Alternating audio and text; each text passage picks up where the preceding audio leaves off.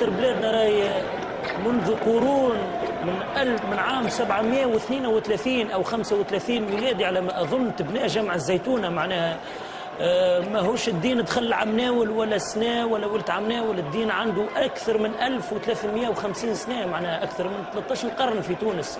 معناها الناس اللي دخلت هذه على الدين وتكفر في الناس ما هيش توا جات باش تعلمنا معناها كيفاش نصلي ولا كيفاش باش نصوموا ولا كيفاش باش نحجوا. نحن بلده مسلم، معناها بلاد مسلم عنده أكثر من 13 قرن.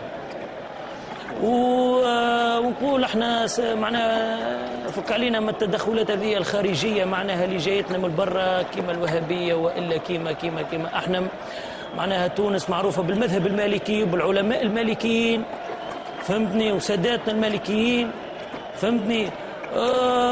معناها لذا يلزمنا نلتزموا ونعرفوا ونرجعوا للأرشيف الديني اللي عندنا. معناها الزيتونة اللي هي أول منارة إسلامية في شمال إفريقيا، هذا شيء لا ينكر فيه التاريخ.